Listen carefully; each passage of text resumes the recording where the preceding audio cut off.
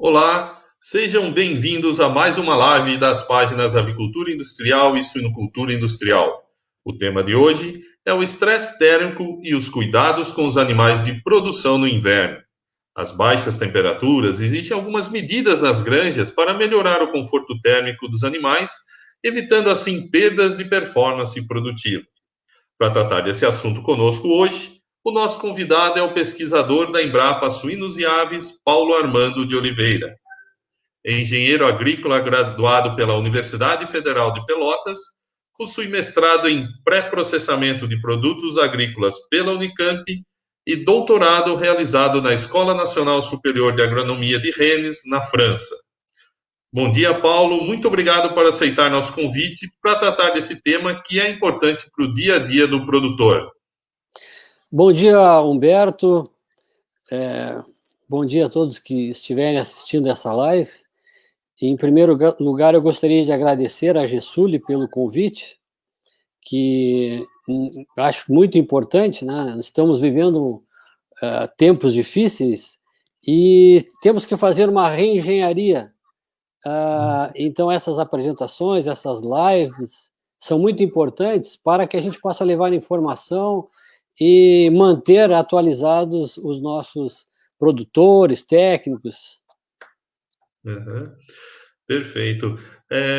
Senhor Paulo, eu gostaria de iniciar a nossa conversa aqui perguntando: a temperatura é realmente um fator-chave na produção animal e o estresse térmico pode gerar muitos problemas aos animais, por consequência, ao produtor? Então, a temperatura é um dos fatores, né? É bom que a gente explique bem para que não fique dúvidas. Quando a gente trata de estresse térmico, nós estamos falando em ambiência. A ambiência é onde são criados, né, produzidos os animais. Como o estresse térmico é vamos chamar assim, de uma ação multifatorial. Então, um dos fatores é a temperatura. Tá? Vamos dizer que todos nós estamos acostumados a tratar a temperatura como um fator importante. Então, muitos produtores regulam a sua ambiência interna das edificações baseados na temperatura. Porém, nós temos a umidade relativa do ar, que tem um efeito muito importante, tá? Nós temos a velocidade do ar.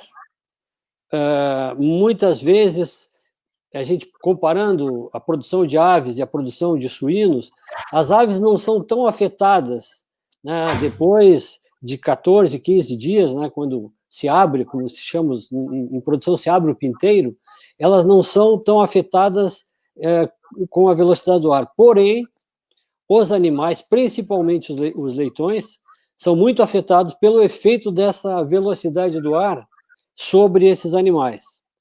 Então, além disso, a gente tem a edificação como um todo, né? Se a edificação possui um isolamento térmico, se o piso vive constantemente úmido,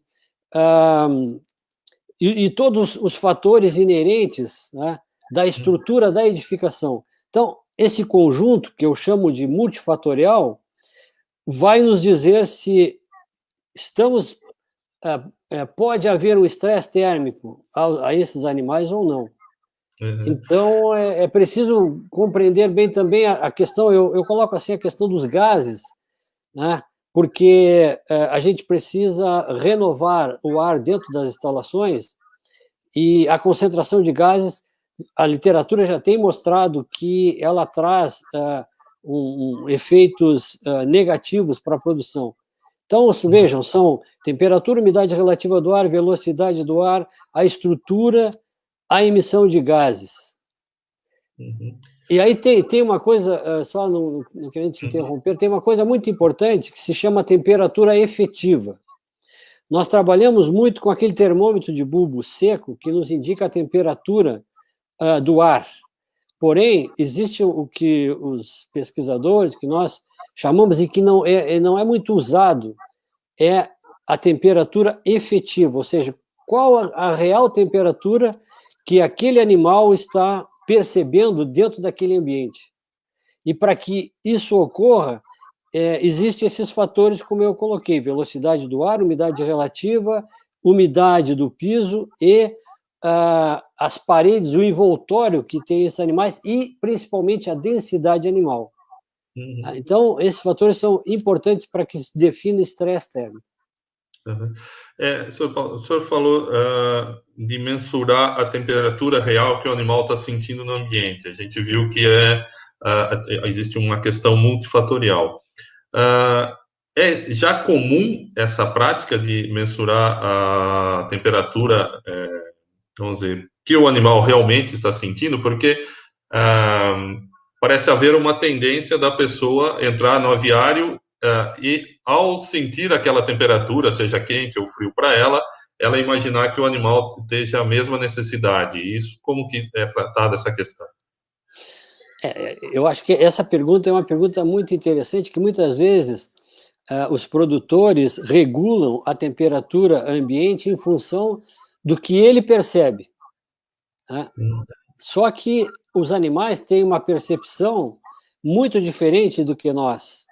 Primeiro que, dependendo da roupa que nós vamos utilizar, nós vamos ter um efeito dessa velocidade do ar, da umidade e da temperatura ambiente diferente. Né?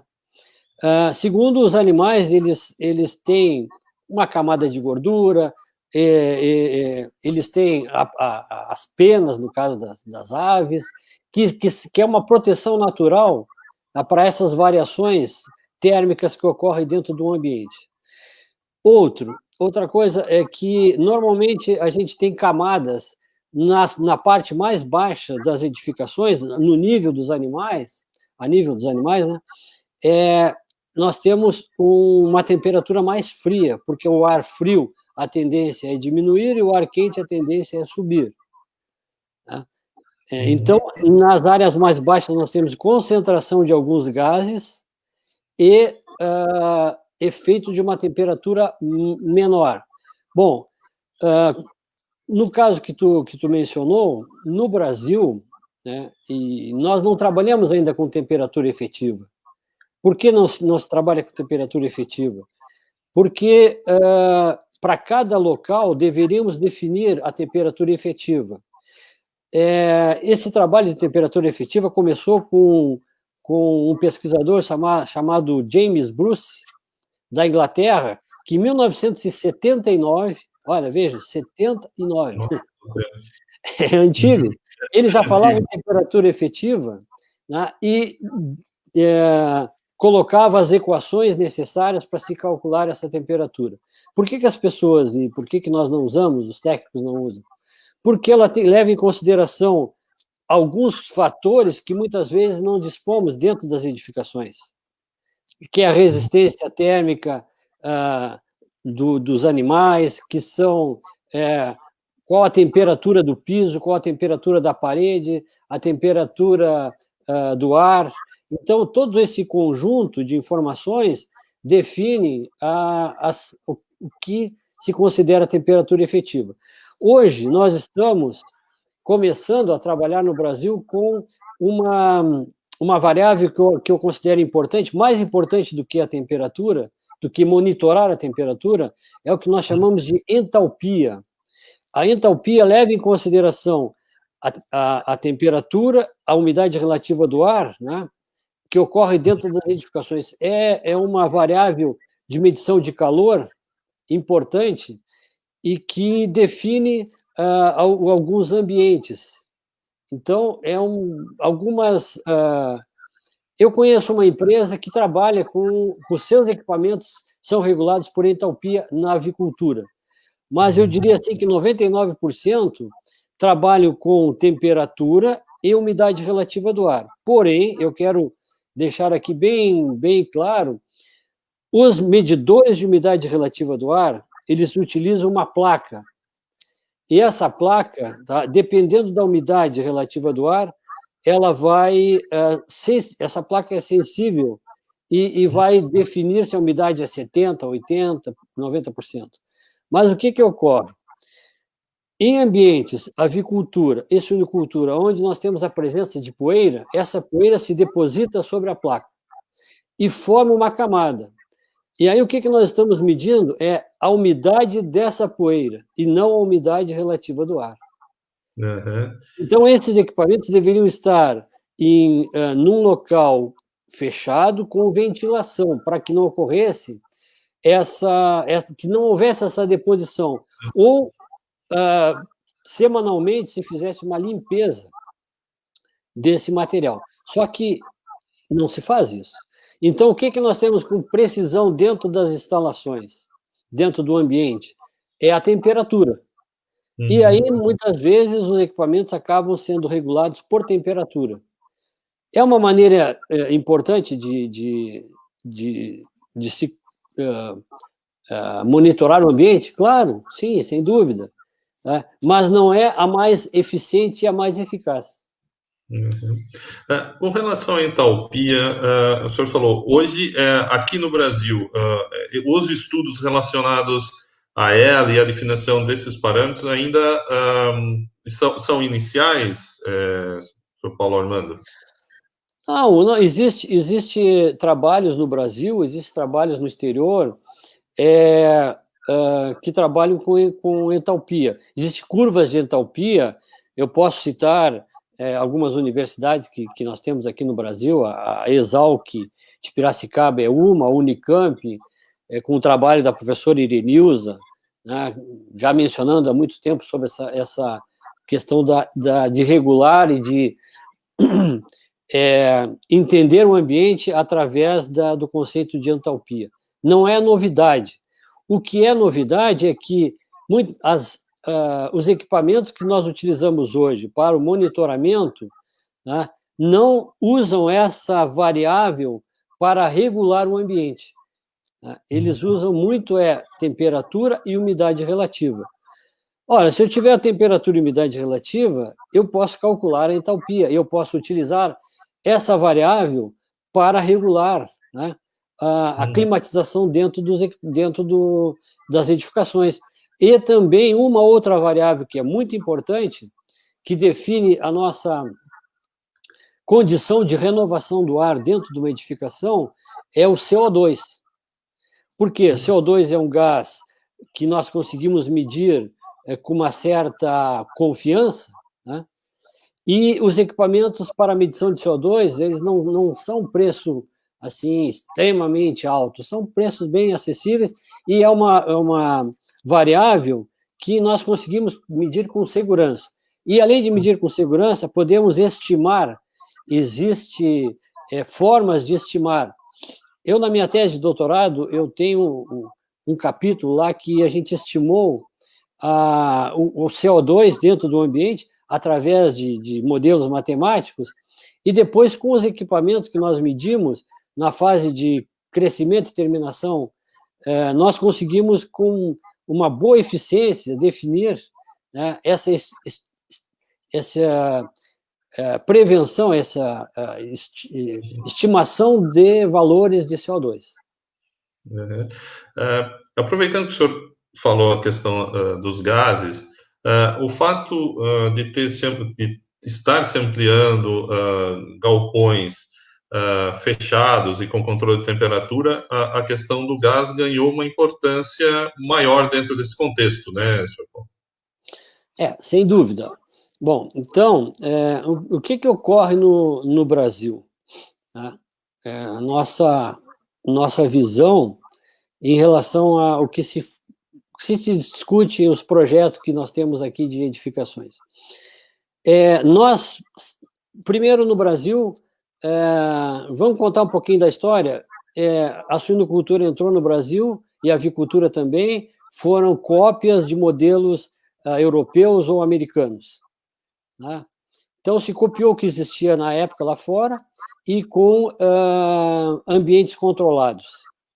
Tivemos aqui edificações, aqui mesmo em Santa Catarina, aqui na cidade de Ceará, tivemos 4 edificações para avicultura que usava lã de vidro como isolante térmico na edificação. Porém, as pessoas naquela época não tinham conhecimento E os manuais que vieram para acompanhamento, muitos manuais eram em alemão, eram em inglês, e as pessoas não dominavam esses idiomas.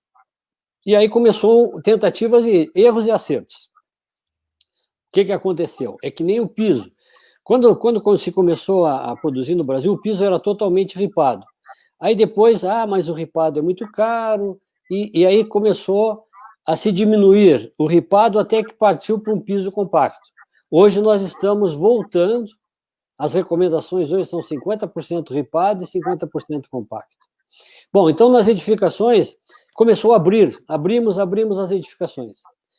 E diminuímos a largura da edificação. Elas estavam entre 8 a 12 metros de largura. E fomos aumentando o comprimento dessas edificações, porque as edificações utilizavam, a base era a ventilação natural.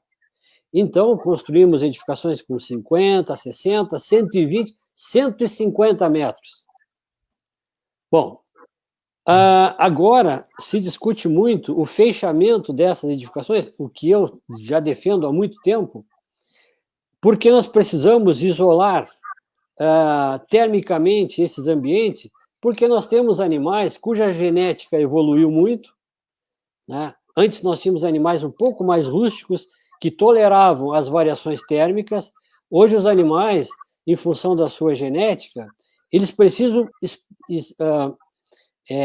desenvolver o seu máximo potencial, e para isso nós temos que dar um ambiente adequado a eles. Bom, como dar um ambiente adequado? Se aqui, por exemplo, no inverno no sul, tem dias que a temperatura é 5 graus e às 2, 3 da tarde é 25. Temos uma variação de 20 graus. No inverno aqui nós temos tranquilamente variações diárias de entre 10, 15 graus normais, né? Não é como na Europa. A Europa, você acorda com 5 graus e tem certeza que essa temperatura vai chegar no máximo 8.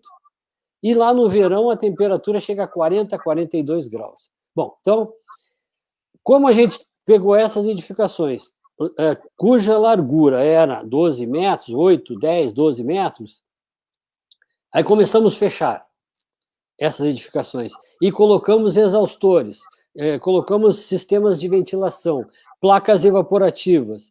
Ora, uma edificação com 12 metros de largura por 100, 120 metros de comprimento, para que eu possa fazer uma renovação do ar, eu tenho que aumentar a velocidade do ar. A vazão é a velocidade vezes a área. A área é os 12 metros pelo pé direito da edificação. A área é constante. Para que eu possa aumentar, para que eu possa ter uma vazão de renovação proporcional ao que se recomenda para os animais, eu tenho que aumentar a velocidade do ar. Então, dificilmente em edificações estreitas, com grandes amplitudes de comprimento, eu vou conseguir velocidades do ar de 0,5 a 1 metro por segundo, que são as velocidades recomendadas para a suinocultura. Para a avicultura, eu posso chegar a 2 metros, 2,5 metros, sem problema nenhum para as aves.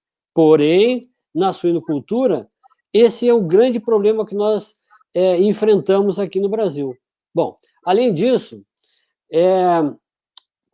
nós fechamos as edificações. Bom, mas é muito caro colocar painéis, é muito caro colocar madeirite, parede. Então, começou com o quê? Cortina. Cortinado, fecha, forro e cortina.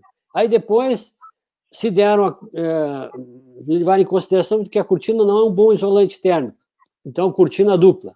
Então, nós fizemos, na verdade, um abafador aonde nós colocamos animais dentro, né? E aí foi dito assim, olha, quando a temperatura ambiente for favorável, você baixa as cortinas, hein? E quando não for, fecha tudo e aumenta a ventilação. Bom, então, foram critérios que foram adotados, né, e de uma forma errônea, e que muitas vezes deixam o produtor, os técnicos, em dúvida se é importante isolar termicamente ou não. Bom, agora nós estamos partindo para um outro modelo de sistemas, aonde a largura do prédio já aumentou para 16, nós temos já aviários com 32 metros de largura, né? Uhum. Mas hoje é no mínimo 16 metros e esse aumenta o comprimento. Qual seria o ideal?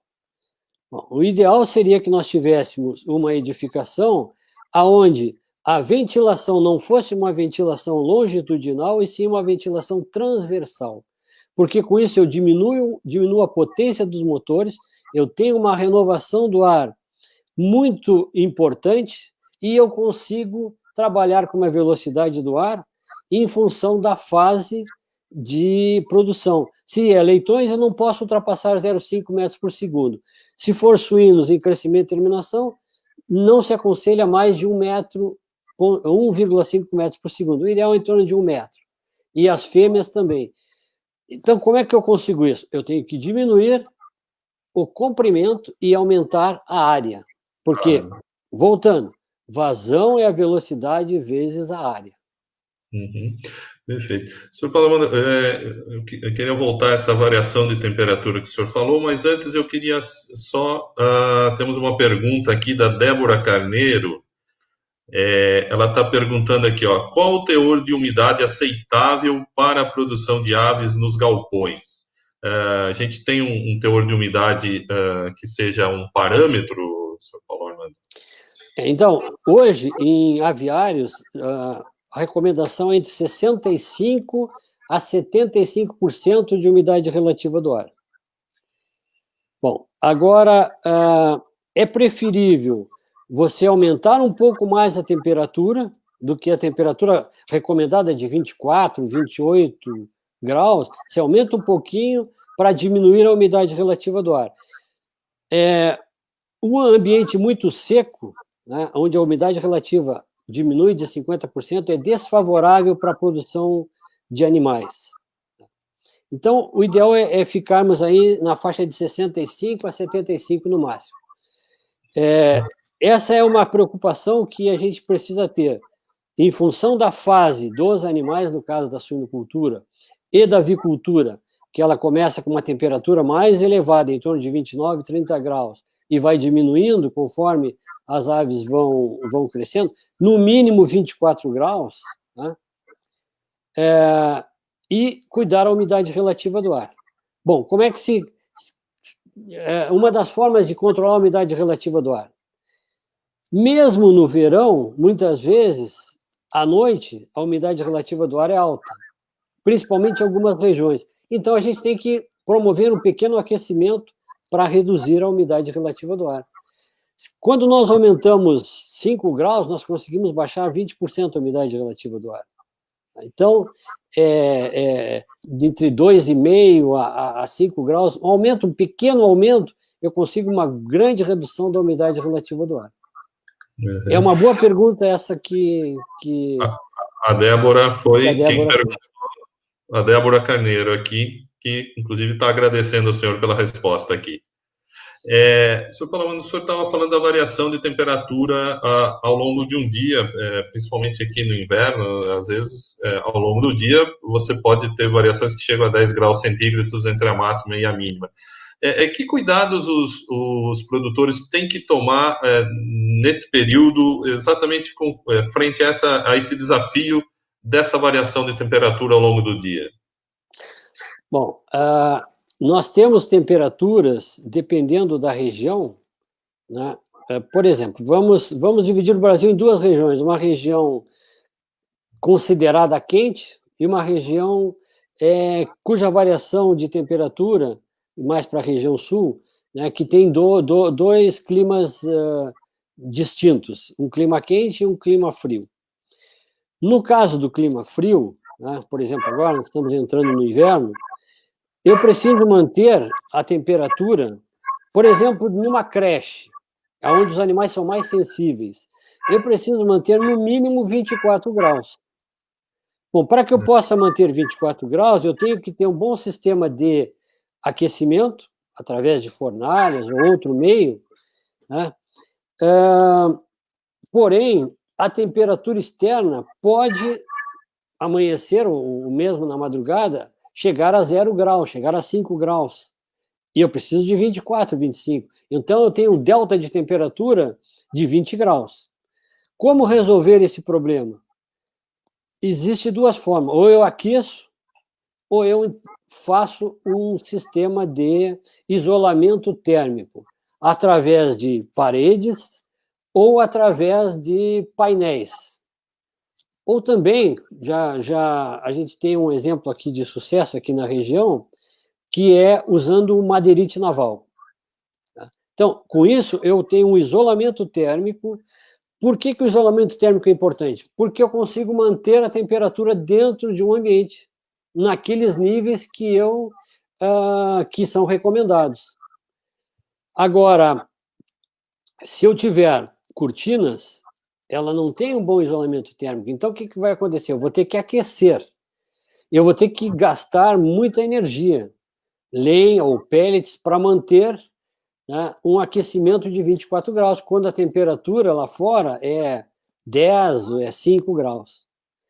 Então, eu sempre brinco com os produtores e eu digo o seguinte: o que você prefere?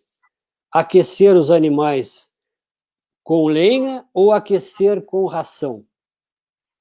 Aí as pessoas ficam, mas aquecer com ração? Sim, quando a gente fornece ração para os animais, a primeira coisa que um efeito, assim, vou falar assim grosseiramente, é a produção de calor para manter a temperatura interna. Então, para essa produção de calor, ele gasta energia dessas rações. Então, eu estou aquecendo os animais com ração. Por isso que o consumo de ração no inverno, em ambientes frios, é muito maior do que quando ele está na zona que a gente chama de termoneutralidade, onde todo o alimento é para o crescimento e não para a luta para manter a temperatura homeotérmica, né?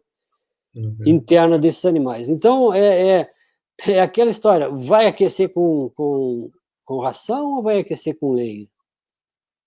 Quando eu faço isolamento térmico, eu tenho, num sistema, eu tenho que pensar assim: olha, esse meu isolamento térmico vai ter uma durabilidade de, no mínimo, 15, 20 anos. Eu vou diluir o custo inicial, que é um custo fixo, em 15 a 20 anos. Bom, agora, se eu não fizer, se eu continuar pensando que as condições naturais, e que muitas vezes eu consigo condições naturais para a produção animal, mas não para leitões, no caso, e nos aviários, a pinteira, na área dos pintos, dos pintinhos, é a parte mais delicada. Eu não consigo, muitas vezes eu não consigo. E aí eu vou acabar, como na brincadeira que eu faço, aquecendo com ração. Estou desperdiçando ração, que é cara, né?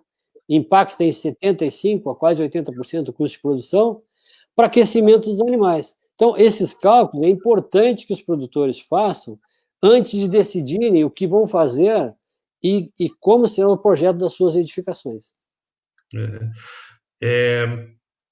Aproveitando, quer dizer, então, além da climatização, o senhor falou aí da nutrição, ou mesmo hidratação dos animais, também pode ajudar a prevenir o estresse térmico, embora no caso da nutrição tenha um custo a mais, já que ele está fora da zona de termoneutralidade, senhor Paulo? Olha, sem dúvida. Por exemplo, no verão, né, onde muitas vezes se faz essa pergunta: sim, mas eu vou isolar termicamente a minha edificação para o inverno, mas o inverno aqui duram, no caso da região sul, vamos dizer que dure 2 meses. E depois, os 10 meses restantes do ano, não tem essa temperatura. Só que existe um período noturno, né, que mesmo no verão, as temperaturas à noite, elas dificilmente ultrapassam a 22 graus. Então, normalmente eu tenho noites com 15 graus, 18 graus, para os leitões, para os pintinhos. Em aviário é mais fácil, porque eu fecho a área, né? Crio aquela área que a gente chama de pinteiro, né? E é mais fácil. Agora, para os leitões, torna-se mais complicado. Então, esse isolamento térmico é importante para essa fase inicial.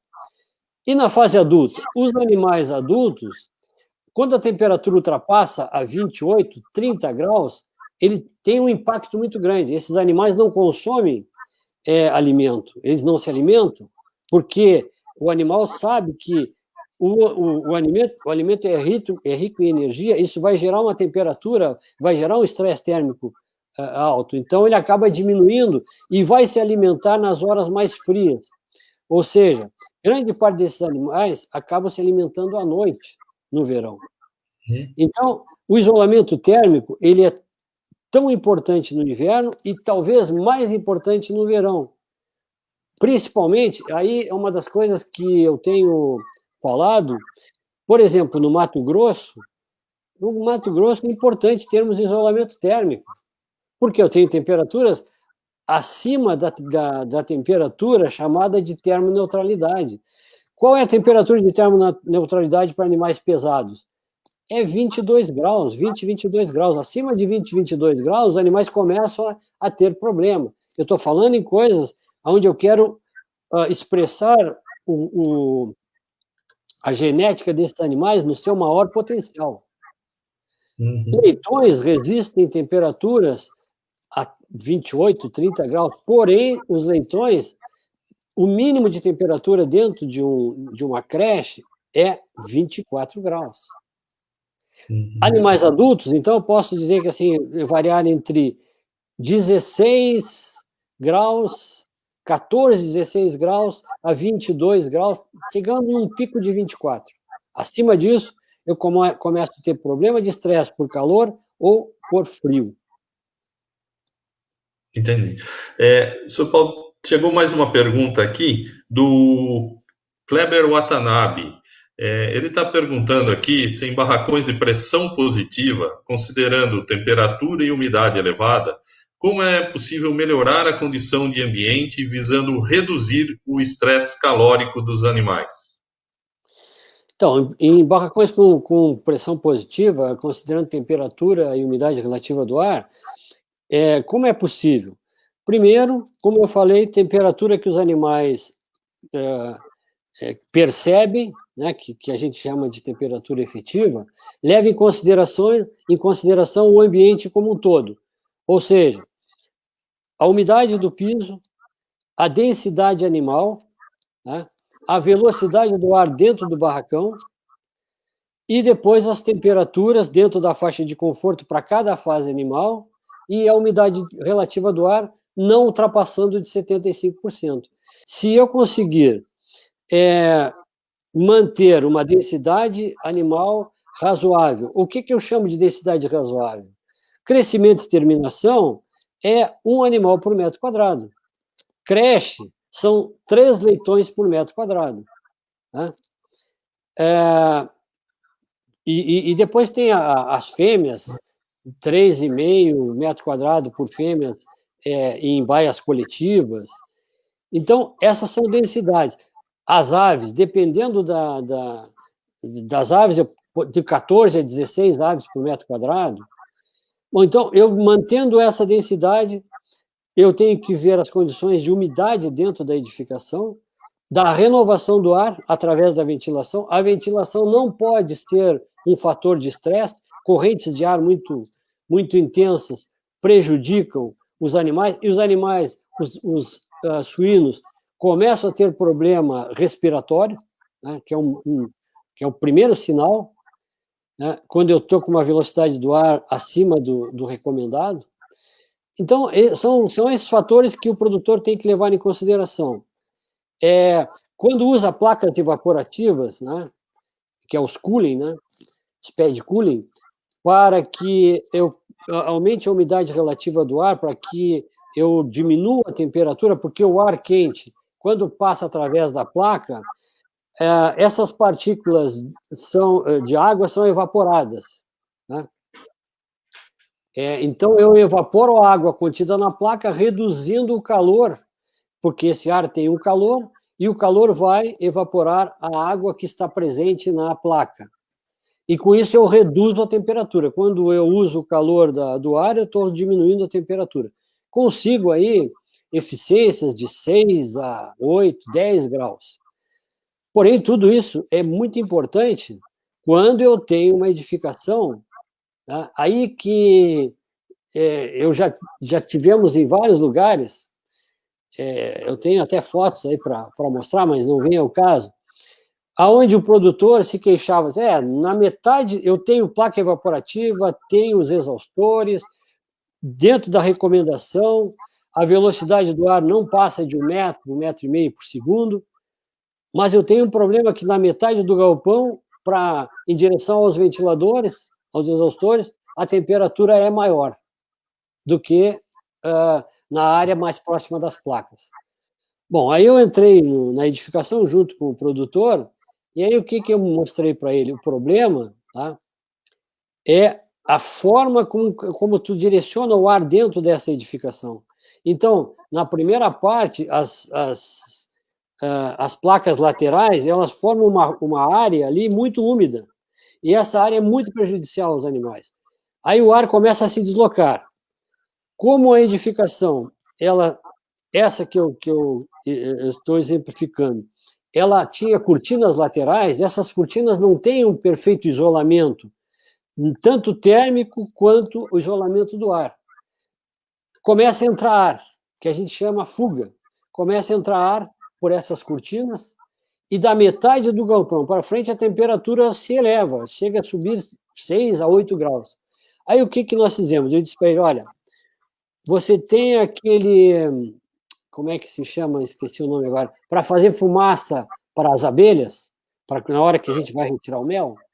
Tenho. Então, pede para alguém fazer fumaça aí fora, ligamos, o sistema estava funcionando, e a gente vai observar nas laterais aqui que ocorre. Aí o produtor disse, puxa, mas não acreditava que essas cortinas deixavam passar tanto o ar. Então a fumaça entrava. Então o que acontece? Se eu quiser uma edificação isolada, eu tenho que ter isolamento mesmo. Porque senão a metade da edificação, o ar externo vai penetrar nessa edificação e eu vou ter uma mistura desse ar externo, que é aquecido, com o ar mais frio dentro da edificação. E aí eu vou ter um aumento lá antes de chegar os exaustores. Então, esse é um cuidado que tem que ter. Uhum. Sr. Paulo, quais são os sinais característicos, no caso de aves e suínos, quando há um desconforto térmico no galpão? Bom, dependendo das fases, por exemplo, os leitões, a gente percebe desconforto térmico quando eles se agrupam, né? E quando tem correntes de ar, eu tenho, por exemplo, o efeito longitudinal do galpão, o ar está passando longitudinalmente, e eu tenho as barreiras dos comedores. Então, esses comedores, os animais se agrupam em torno desses comedores para se proteger da corrente de ar. Então, ali está me mostrando que eu tenho um excesso de velocidade do ar. Eu tenho fotos muito, muito interessantes que mostram isso. Então, o efeito. Ou então eles procuram onde tem menos corrente de ar, que é nas laterais. Então, se agrupam. Quando existe muito frio, eles se agrupam para tentar amenizar o problema, né, aquela troca térmica entre os animais. Então, nos leitões é muito clássico, é muito claro isso. Em escamoteadores, a gente vê quando o escamoteador não está numa temperatura adequada na maternidade, os leitões ficam agrupados dentro do escamoteador. Ou quando tem correntes de ar dentro do escamoteador. Nos animais adultos, os animais adultos, eles se deitam. Eles se deitam para trocar ar com o piso, para trocar calor com o piso. Então, eles ficam deitados, né, espalhados, e eles procuram se movimentar o mínimo possível dentro da baia, dentro da edificação. Então, esses são os sinais. Nas aves, elas abrem o bico, elas levantam a cabeça e abrem o bico. Então, a gente está percebendo que tem um problema de estresse térmico dentro da edificação, a temperatura está elevada, ou a umidade do ar está muito, o ar está muito seco, né? Então, são sinais característicos e bem fáceis de nós percebermos. Uhum. No caso, Sr. Paulo, às vezes no meio rural a gente tem uma constante queda de energia elétrica, né? Isso continua sendo um problema quando se trata de manter temperaturas ideais ou a climatização dentro dos galpões? Então, esse uma pergunta assim, muito importante, porque quando nós vamos em direção à tecnologia, né, o que acontece? A tecnologia demanda energia elétrica. Então, nós temos que ter um conceito de se eu quiser manter um ambiente, eu preciso ter segurança na energia elétrica. Então, muitas vezes, a gente chega nas granjas, o produtor investe muito em sistemas de controle, em equipamentos, e aí eu pergunto, onde é que está o teu gerador? Aí ele tem um geradorzinho comprado, desculpa a brincadeira, no fundo de quintal, né, que a gente sabe que não vai trazer segurança nenhuma. E está em risco ali 32, 35, 40 mil aves. Então, esse é um risco muito grande. Bom, outra alternativa seria, né, nós abrirmos as cortinas ou janela. Bom, mas se nós estamos trabalhando com o conceito de uma edificação completamente fechada, né, e pode até haver janelas, e como eu trabalho com o conceito de que o galpão tem que ter uma largura de no mínimo 16 metros, essa ventilação cruzada em ambientes quentes dificilmente vai ocorrer. Então, é importante que o produtor tenha todo o cuidado de, quando tem redes em locais que há a queda constante, tem que ter um gerador.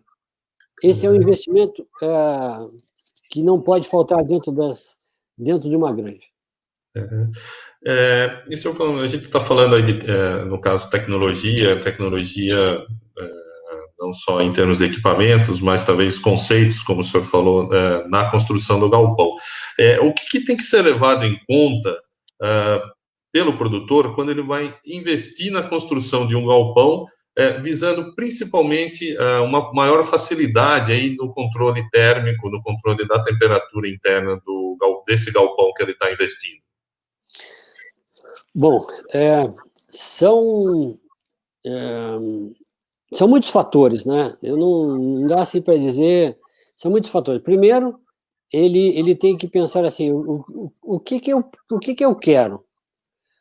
Né? No caso do suinocultura, eu quero ter um ganho de peso aproximadamente, no caso de crescimento e terminação, aproximadamente de 1 quilo por dia.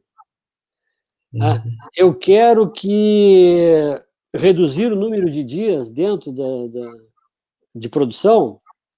Eu quero manter a minha temperatura interna, eu quero manter o meu ambiente favorável.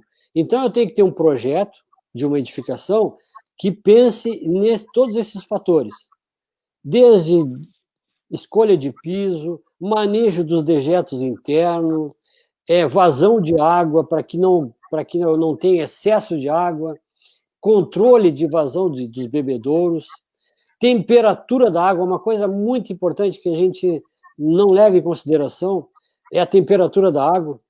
Né? A temperatura da água deve estar entre 18 a 22 graus. Essa seria a temperatura recomendada. Deixa eu te dar um exemplo que uma vez nós fizemos um trabalho no Mato Grosso.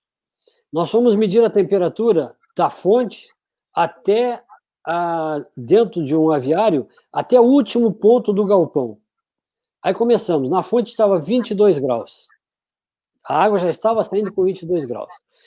Bom, aí essa água é canalizada e o que se recomenda? Que, no mínimo, tenha 1 metro de profundidade essa tubulação. A tubulação não tem, era 60 centímetros. O solo aquecido, aquece a água. A água vai para a caixa d'água. Recomenda-se que a caixa d'água tenha num lugar abrigado ou um isolamento térmico para que eu não aumente a temperatura dessa água. A temperatura subiu de novo. Vai para dentro do galpão. Na Europa, já existe, tá, no caso da avicultura, a tubulação, né, que fornece água para esses animais, existe um isolamento térmico nessa tubulação. Aqui no Brasil eu não vi ainda. Existem alguns casos na Europa que tem esse isolamento térmico. Bom, não tem, então o calor já vai aquecer a água. O que acontece? Quando nós medimos a temperatura, lá no ponto final, ela estava 32 graus. Nossa. Ou seja, da fonte até o último ponto, nós aumentamos muito a temperatura. Quando a recomendação é em torno de 18 a 22 graus. Então, nós teremos que manter pelo menos esses 22 graus, que aumentasse no máximo uns 2, 3 graus dentro do aviário. E nós conseguimos chegar a 30, 28, 32 graus tranquilamente. Aqui no sul, da mesma forma, nós temos medido temperaturas acima de 24, 26 graus. 28 graus, às vezes, no verão. Então, é preciso ter um cuidado com a temperatura, coisa que não se levava muito em consideração alguns anos atrás. Bom, agora aí sobre o modelo de edificação. Aí tem que ver se vai trabalhar com isolamento térmico, que tipo de isolamento térmico. Por exemplo, forro. O forro, eu quero colocar um forro, mas o forro tem que ser de lona, não pode ser de ráfia. A ráfia permite a passagem do ar. Então, se eu tenho uma edificação na parte mais alta, no ático, que a gente chama dessa edificação, é onde tem a maior temperatura. Nós já medimos, para você ter uma ideia, na temperatura, lá no Mato Grosso, a temperatura em cima da telha estava com 26 graus. Logo abaixo da telha, em função do calor gerado pelos animais, essa temperatura já estava em torno de 28 graus. Então, se eu tiver um forro de ráfia, eu vou tranquilamente transmitir essa, e fechado ainda, né? Se eu tiver uma edificação aberta, o ar que vai estar... A temperatura do ar dentro da edificação é a temperatura da massa de ar externo.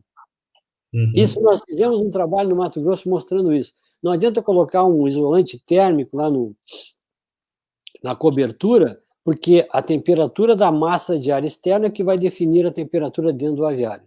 Agora, quando eu fecho, aí eu vou ter uma carga térmica de cobertura muito importante que vai aquecer a parte interna. Então, eu tenho que isolar. Isolar, o ideal seria botar um forro isolado termicamente. A gente até trabalhou com uma empresa onde eles produziram um forro que existe com bolhas de ar. Sabe esse bolha de ar que se usa para transporte? É um plástico forro. Bolha. É, plástico bolha. Então, é um forro que tem esse plástico bolha, que é um ótimo isolante térmico. Porém, o custo é mais elevado. Bom, então eu preciso isolar. Bom, se eu não tiver o isolamento, eu tenho que fazer uma ventilação, no caso de muito calor, em cima, para tirar essa camada de ar aquecido, né, de dentro do coisa. No inverno, ao contrário, eu fecho e uso esse ar aquecido para aquecer o ambiente interno. Seu Parlamento, chegou mais uma pergunta aqui, relacionada ao que a gente está conversando, é do Yuri Kopenstein. Ele está perguntando aqui se é possível utilizar isopor dentro, nas laterais dos escamoteadores, como um isolante térmico. Olha, é possível. Aliás, seria o recomendado e, vamos dizer assim, o ideal, só que o ideal não existe, né? O ideal é o mais próximo possível do ideal. Tranquilamente. Agora, um escamoteador com madeira, madeira fechada, que não haja penetração do ar ali, então vai manter o aquecimento interno, tranquilamente. Agora, se ele usar um isolante térmico, o isopor, melhor ainda, sem dúvida alguma. Uhum. O isolante térmico, o que acontece? Eu vou diminuir a fonte de calor que eu vou usar dentro do escamoteador. Quanto melhor for o meu isolamento térmico do escamoteador, menos eu vou gastar de energia para aquecer aquele ambiente interno. Uhum. Perfeito. Sr. Paulo Armando, as granjas já têm adotado, a gente está falando aí de tecnologia, sensores e tudo mais, as granjas já têm adotado usado essas tecnologias no controle da climatização nos aviários, pocilgas? Isso já tem se tornado mais comum, o uso dessa tecnologia? E como essa tecnologia auxilia o produtor para atingir, por exemplo, níveis de termoneutralidade dentro de um ambiente desses galpões? Bom, no Brasil, nós já evoluímos muito, principalmente na avicultura, com controle ambiental dentro das edificações, né? Hoje, com a tecnologia da TI, né, com sensores que existem disponíveis para temperatura, umidade, CO2, hoje nós temos já no caso da avicultura, né, uma condição muito, muito interessante de controle ambiental. Mas, assim, vamos chamar isso de fase 1. O que é a fase 1? É eu ter sensores que eu possa controlar o ambiente interno da minha edificação, né? E que esses sensores, através de um sistema que vai analisar essas temperaturas através de programas que são introduzidos dentro dessa, vamos chamar assim, de caixa de controle, tá? Esses sistemas avaliam as temperaturas e tomam decisões de aumentar a ventilação, diminuir a ventilação, levantar as cortinas, no caso, para fechar as placas evaporativas, enfim, tomam decisões. Essa é a primeira fase. Hoje nós já evoluímos bastante, tem empresas que estão trabalhando, várias empresas aqui no Brasil, que trabalham com sistemas de controle. Nós vamos para uma segunda fase.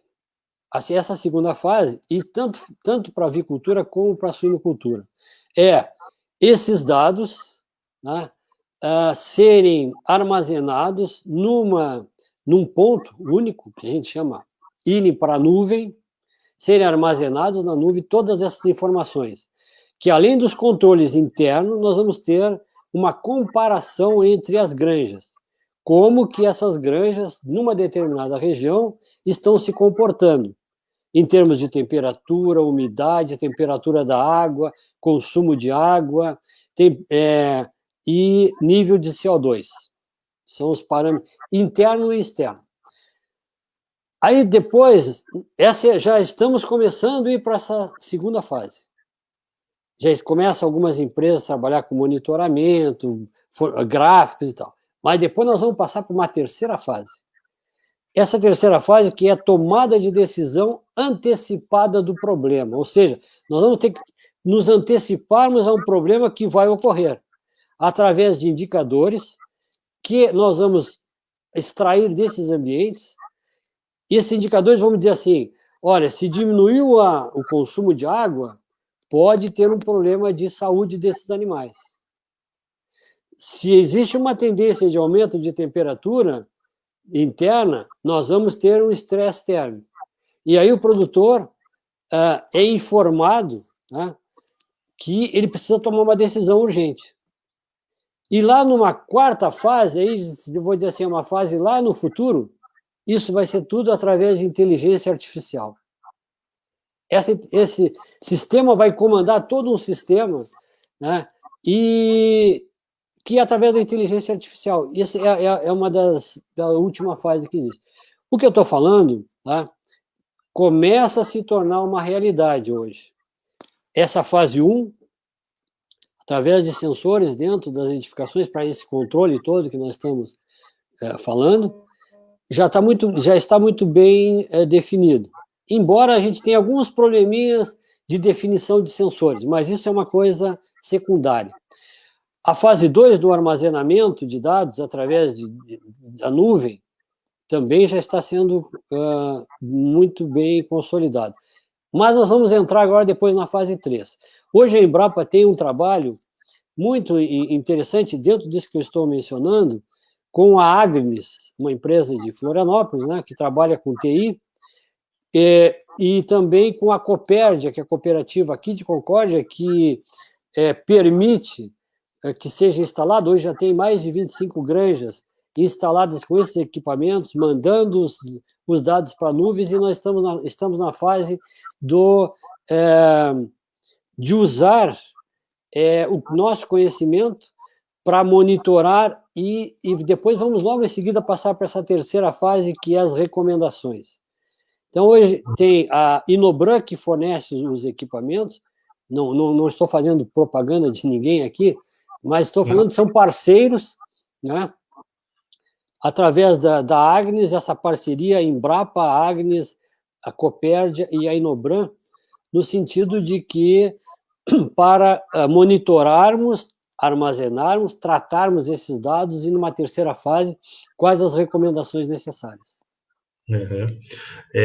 Senhor Palomone, já estamos chegando próximo aí do fim da nossa live, mas para ficar bem claro, no sentido do produtor, que prejuízos ou que impactos negativos sobre os animais, suínos e aves se tem por exemplo, se você registra situações de estresse térmico dentro das granjas?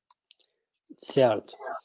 Bom, primeiro, no caso de suínos, né, eu diria que nós temos uns efeitos assim muito, muito fortes.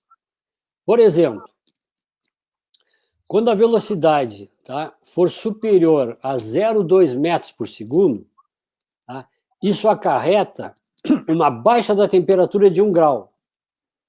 Então, quando eu aumento a velocidade acima da velocidade recomendada a cada 0,2 metros por segundo, o animal sente uma temperatura de uma diminuição, tá, de 1 grau.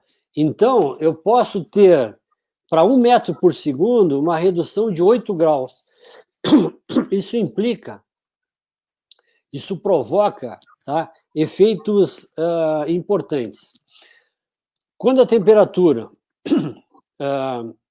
é superior a 27 graus, 26, 27 graus, existe, além do risco de morte, uma redução muito grande do consumo de alimento. Tá? Temperaturas frias inferiores a 20 graus, por exemplo, tem vários trabalhos mostrando, uma degradação da eficiência alimentar, tá? E pode, no caso de um suíno, em crescimento e terminação, aumentar um consumo de 10 quilos de ração desnecessária, porque o animal vai consumir, né, para se proteger, para manter a sua temperatura dentro da recomendação, dentro da temperatura da homeotermia.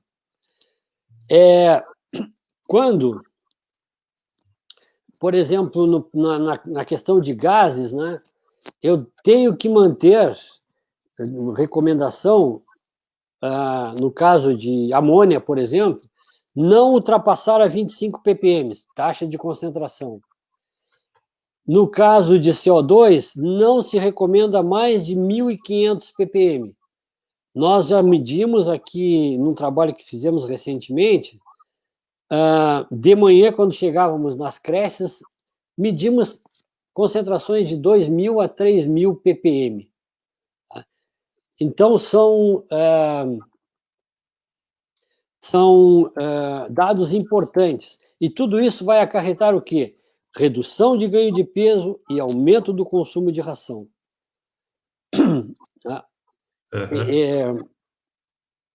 Que são prejuízos.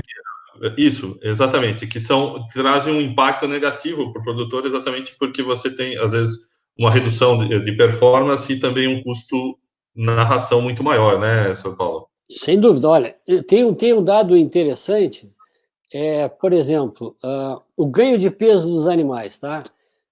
O ganho de peso dos animais está muito ligado com as condições ambientais. Claro, com a genética. Mas vamos imaginar que a genética, nós já estamos com uma genética muito eficiente.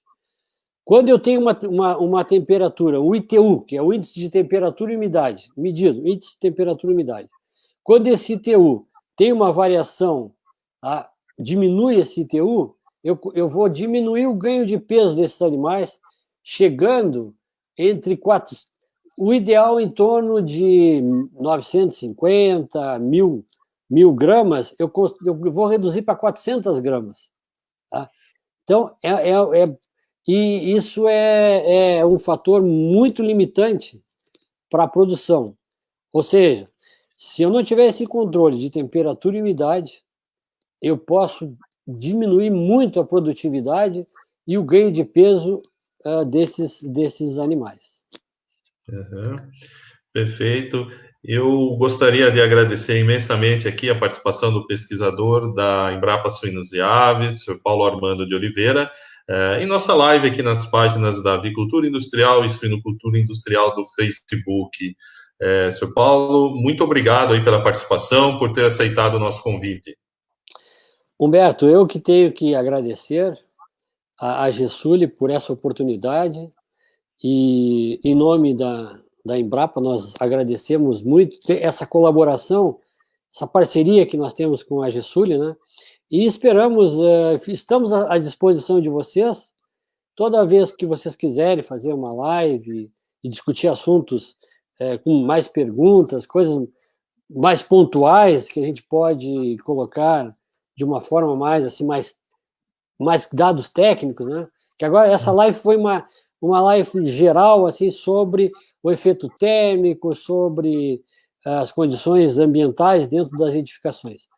Estamos à disposição de vocês, muito obrigado, e a todos que estão assistindo essa live da mesma forma, obrigado por estarem conosco nessa, vamos dizer assim, nessa cruzada para melhorarmos a produtividade da produção de suínos, que já é muito boa no Brasil, precisa melhorar mais ainda.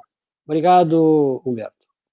Eu agradeço novamente aí o Dr. Paulo Armando e convido a todos que não deixem de acompanhar e ver a programação semanal das lives nas páginas da Avicultura Industrial e Suinocultura Industrial do Facebook e da Gesuli Agribusiness. Um bom dia a todos, até a próxima.